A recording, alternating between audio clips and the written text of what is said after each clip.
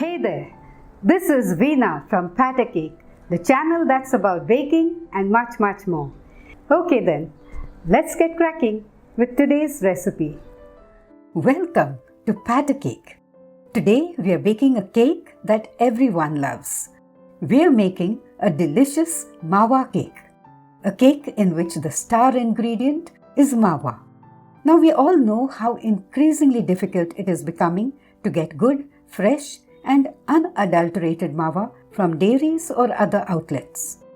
And also, if you want to make it at home yourself to be on the safe side, that would need a lot of time and patience. So then, even if you absolutely love Mawa cake, how can you make it? Well, I have a solution. It will save you the bother of having to source good Mawa or take the trouble to make it at home. I am going to show you a way to make instant Mawa that doesn't involve any cooking. But exactly how are we going to do this? Let's find out right here at Cake.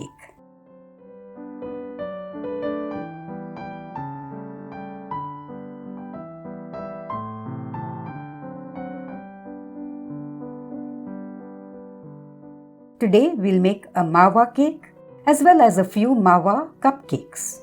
And I'm going to tell you how to make these both with and without eggs. For the cake, we'll use this greased and flour dusted round 6-inch cake pan. I've lined just the bottom with parchment paper and then greased and dusted this too with flour. I've lined these 4 aluminium molds with cupcake liners.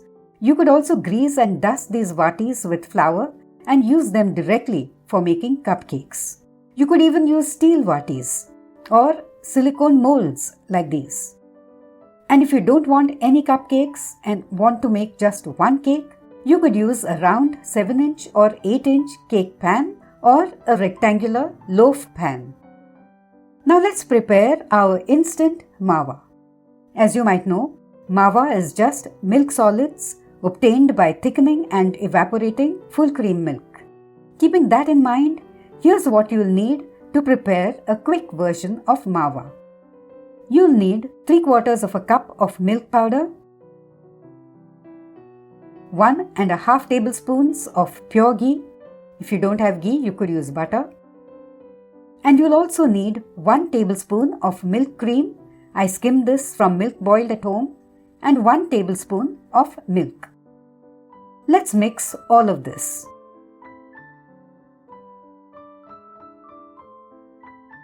And there's your Mawa, pure and fresh. Okay, next we'll sift 1.5 cups of maida with 1.5 teaspoons of baking powder. Let's stir this so the flour and baking powder get well mixed. Let's set this aside for now. In this mixing bowl, I have 2/3 cup, that's 150 grams of salted butter.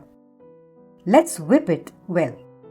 I'm going to use a whisk, but you could also use an electric beater to do this, especially if you want to get the cake batter ready faster. I personally prefer either a whisk or a wooden spoon for beating most cakes, and use an electric beater for sponge cakes. To the butter, I'll now add 3/4 cup, that's 160 grams, of granulated sugar that I ground coarsely. I measured the sugar before grinding it. If you have fine caster sugar, you won't have to grind it. In fact, that would be best. Beating the butter and sugar well is an important step. We need 3 eggs for this recipe, and we'll mix them in one at a time, beating well after each addition. But if you're a strict vegetarian and don't eat eggs, here's how you could modify this recipe.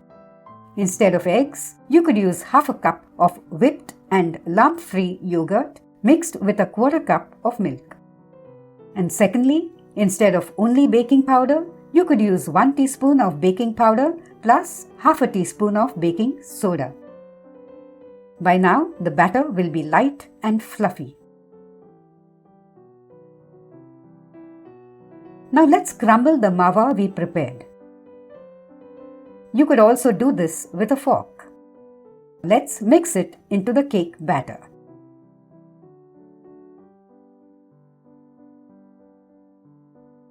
Next, let's add in 1 1/4 teaspoons of ground cardamom and a little yellow color. This is optional. Instead of cardamom, you could also use 1 teaspoon of vanilla extract.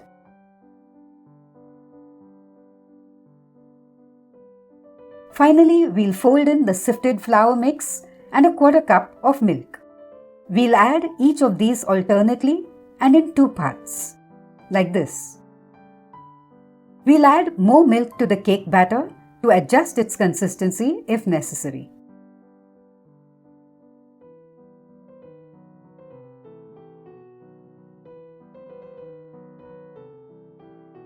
The batter needs to be of a soft, dropping consistency.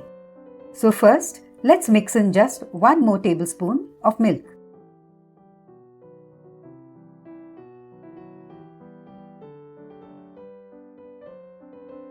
That seems to be enough. But you may need to add a little more or a little less milk or no extra milk at all. Here's how the batter should be. It shouldn't be too thin. I'll now fill each of these cupcake molds to 2/3 of the capacity.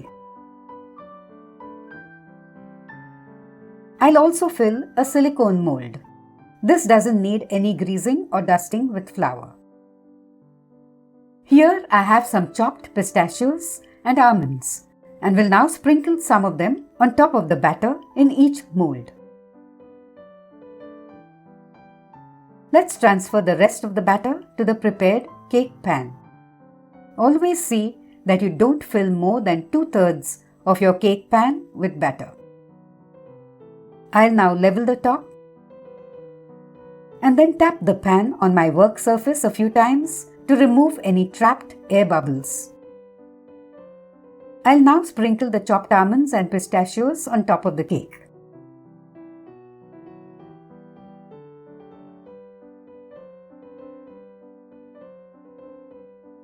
We'll bake the cake and the cupcakes at 170 degrees centigrade, that's around 340 Fahrenheit. Here's our cake after 42 minutes of baking time. Remember that ovens and baking times vary, so check your cake after around 35 minutes. Let me repeat the skewer test for your benefit. Absolutely clean. I'll now let the cake cool for around 20 minutes and then take it out of the pan.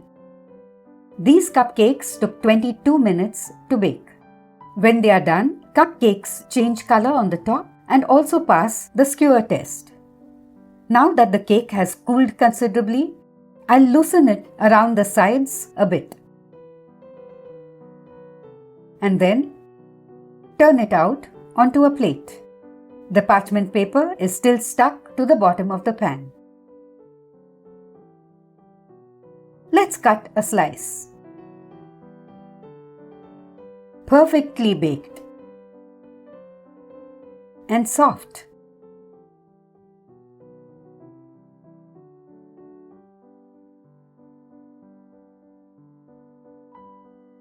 And delicious too. Let's check out the cupcakes.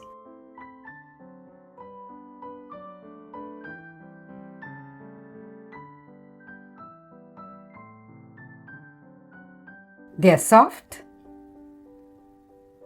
and light. Like I mentioned in the beginning, a Mawa cake is one of our most popular and delicious Indian cakes. Do give this recipe a shot and then enjoy a thick slice with a steaming hot cup of tea.